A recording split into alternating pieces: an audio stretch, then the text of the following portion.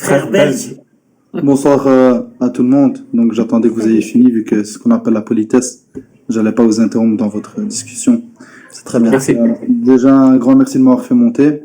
Donc moi je suis pas là pour une polémique ou un débat, mais juste pour dire une chose, éclaircir, enfin mettre un point d'honneur à une chose qui est assez importante. Donc moi je suis musulman reconverti depuis bientôt 13 ans. Moi je suis pas là pour me moquer des gens, pour parler de qui que ce soit.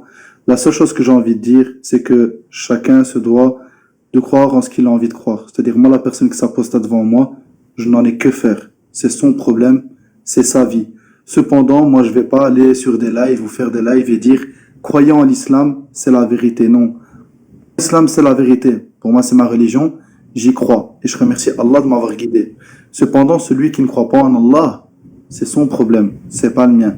Mais je vais pas aller lui imposer la religion. Comme lui, n'a pas à m'imposer son athéisme, ni à critiquer ma religion. Je n'ai pas à critiquer autrui, ni ses convictions, il n'a pas à critiquer mes convictions. C'est-à-dire que moi, je me mêle de moi, de ma personne, et pas de la personne des autres. Moi, je suis un ancien chrétien. Le christianisme, la Bible, je l'ai fait de fil en aiguille, d'accord? Les histoires d'âge, les histoires d'esclavage, etc. Je l'ai vu en voiture, en voilà. J'étais un grand islamophobe à l'époque, il y a très très longtemps.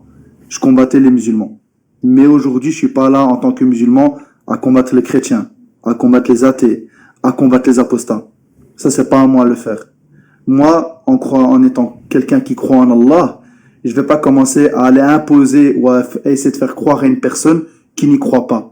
Peu importe le verset que je vais sortir ou le hadith que je vais sortir à une personne qui n'y croit pas, c'est pas pour autant qu'il va y croire. Et vous-même, vous le savez, tous les quatre qui est dans le live là. Et surtout ceux qui sont anciens musulmans. Donc, moi, en tant que musulman, je vais jamais venir que ce soit, je sais pas si Jack il était musulman un jour, ou Mihoub, ou Amir Aposta, mais voilà, je vais pas venir chez vous, vous dire, waqala, waqala Rasoul, waqala Sahaba. Pourquoi? Parce que si vous êtes sorti de l'islam, c'est que vous n'y croyez pas. Et vous-même, vous connaissez les versets où Allah, il dit qu'elle a justement mis un voile. Et ça, c'est ma croyance à moi, mais c'est pas pourtant que vous y croyez.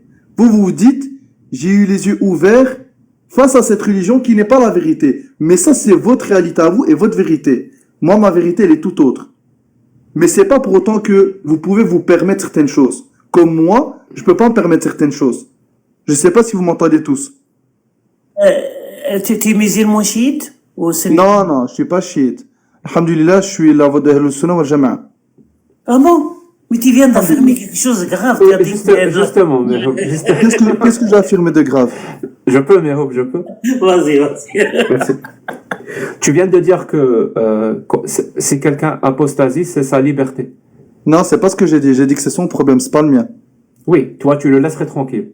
Moi, c'est son problème, c'est pas le mien. Oui, tu le laisserais tranquille, libre. Je suis pas un gouverneur, je suis pas un qadi.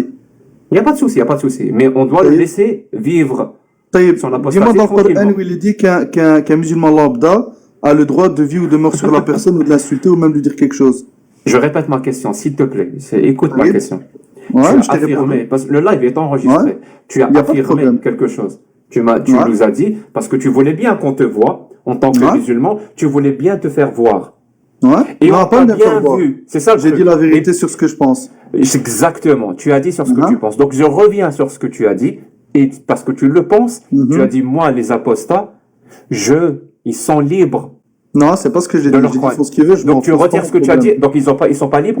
Donc regarde, la langue française, la langue de Molière, elle est très claire. Je la connais depuis que je suis au berceau. Donc j'ai dit ce que j'ai dit. J'ai dit comme quoi les apostats, ce n'est pas mon problème. D'accord. Est-ce qu'ils sont libres? Est-ce qu'ils sont libres de croire ou pas? Ils font ce qu'ils veulent, mais ils font ce qu'ils veulent. Comme Allah il dit. S'ils font ce qu'ils veulent, donc ils sont libres de faire ce qu'ils veulent. Jack, la parole elle est simple. Allah il dit guide qui il veut. Quant à cela, je m'en fous d'Allah. Je suis athée, ne me dis pas Allah qui guide. Mais moi, je te dis par rapport à Allah n'existe pas. Alors, dis-moi, est-ce qu'ils sont libres? Est-ce qu'ils sont libres d'apostasier ou pas? Tu veux une réponse selon Jack le Fou ou tu veux une réponse selon le frère belge? Donc, moi, je veux ta réponse. Est-ce que les apostats sont libres? Encore une fois, tu n'es pas cohérent parce que tu me dis je m'en fous d'Allah. Mais moi, je te parle par rapport à ce que je sais d'Allah. Et toi, tu me dis je m'en fous. Donc, peu importe ce que je vais te répondre, tu vas commencer à chipoter. Donne-moi juste ton avis. Ne sois pas hypocrite. C'est tout ce que je demande. Je ne vais pas être hypocrite. Je vais répondre à ma propre question. Écoutez-moi bien, les musulmans. Les musulmans, vous êtes libres de croire ce que vous voulez. Les apostats, vous êtes libres d'apostasier si vous voulez. Ceux qui veulent changer de religion, comme toi tu l'as fait par exemple du christianisme à l'islam, c'est votre droit, vous êtes libre. On ne doit pas vous restreindre par rapport à ça. Tu vois, moi je suis cohérent. Est-ce que tu partages mon avis ou pas? Quel avis? Que chacun fait ce qu'il veut de sa vie?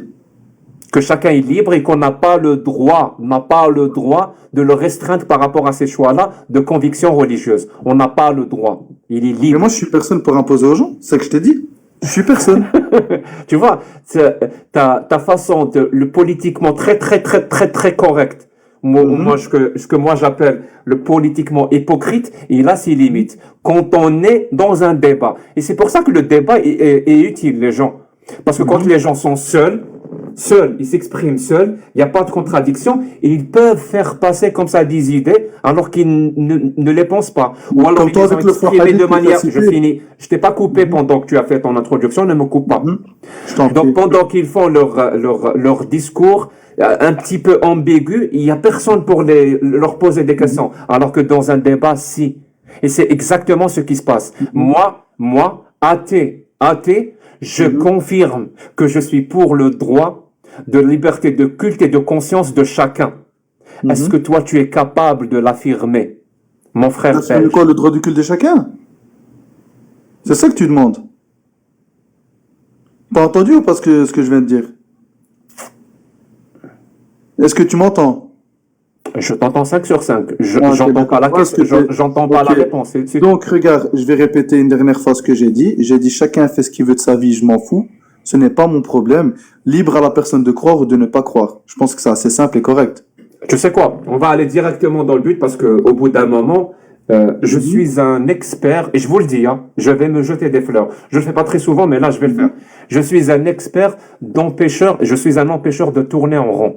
Alors, on a un hadith authentique, vu que tu es musulman sunnite, on a un hadith authentique du prophète. C'est vrai, deux. Il y en a deux Ibn Majah. Donc, on a un hadith authentique, je vais te le citer. Le prophète dit, celui qui change sa religion, pragmatisez-le. Tu as compris ce que ça veut dire pragmatiser? Tu es d'accord avec lui ou tu es en désaccord avec lui? J'ai pas fini. Et la question, elle est simple. Moi, je suis en désaccord avec lui. Celui qui change sa religion, on ne doit pas le pragmatiser. Je pose la question à Cassius, elle va me répondre. Je pose la question à Mirob, il va me répondre. Je pose la question à Amir, il va me répondre. Donc la personne qui ne répond pas à cette question est une réponse en soi. Tu comprends? Si tu ne réponds pas à ma question, si tu es d'accord ou pas avec le prophète quand il dit qu'on doit pragmatiser celui qui change sa religion, si tu ne réponds pas, c'est une réponse en soi. C'est la limite du discours du politiquement hypocrite. Donc je te posais une question, que veux-tu dire par pragmatiser? Voilà, tu connais. Donc c'est-à-dire le rejeter en gros, c'est ça? Non, tuer lui séparer la tête. D'accord, ok. Donc maintenant le tuer, est-ce que tu as déjà vu ce que les savants disent sur le fait de ce hadith? Mon pote, tu es d'accord ou pas avec la parole du prophète? Mais ce n'est pas, encore une fois, c'est le juge qui décide et le gouverneur. Mon pote, je répète, je t'assure, je ne vais pas te laisser t'exprimer avant que j'ai une réponse à cette question. Soit tu es d'accord, soit tu es en désaccord avec le prophète. Juste une chose.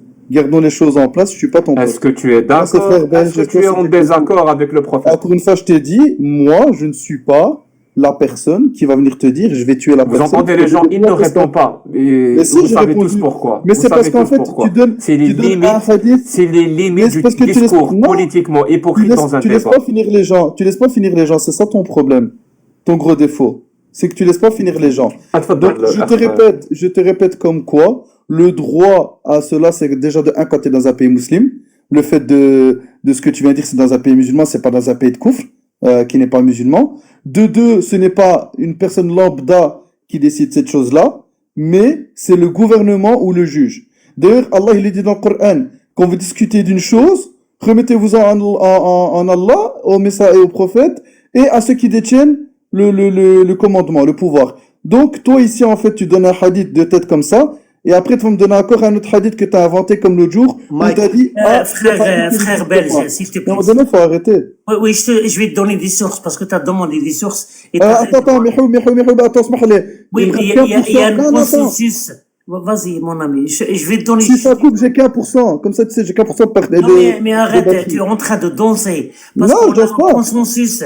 On a un consensus. Si quelqu'un, par exemple, je vais te donner un exemple concret. Par exemple, parce que moi, j'étais un ex-musulman. Je connais très très bien l'islam.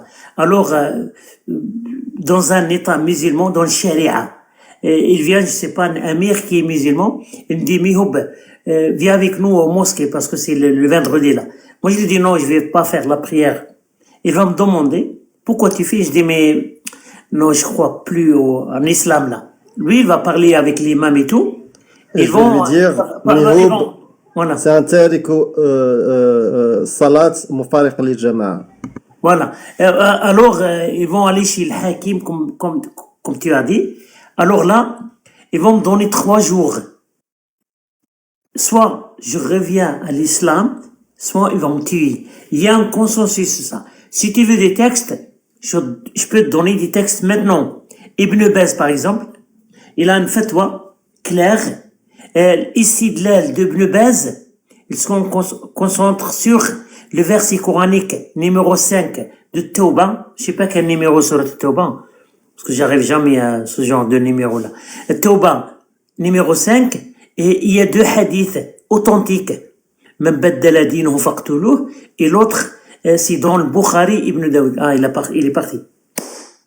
Bon, ami. Tu peux finir, hein, c'est pas grave, hein. Fini, Oui. fini. Ouais. Voilà. Parce qu'il y a 2 hadiths là. Il y a l'un qui est connu, Mbaddala Dino, qui a changé son religion, il faut le tuer, de prophète. Et il y a l'autre tu le trouves dans le Bukhari et Abi Daoud. La yahillu dam imri'in muslimin yashhadu anna la ilaha illallah Muhammad Rasulullah il est 3. Ça veut dire qu'on ne tue pas un musulman, sauf dans 3 cas là. C'est quelqu'un qui a tué un autre. Il y a quelqu'un qui a commis, comment des zina, j'ai oublié. L'adultère. L'adultère. Et l'autre qui a quitté l'islam. Voilà. Celui qui se sépare voilà, de la Ummah, ouais, celui qui quitte la religion et qui s'éloigne de la Ummah, de la Jama'a, voilà, de la communauté. Voilà, et mon ami là, il est parti parce que je sais qu'il peut pas répondre à cette question parce qu'il vit en Europe. Et là, il faut être un hypocrite, mon ami.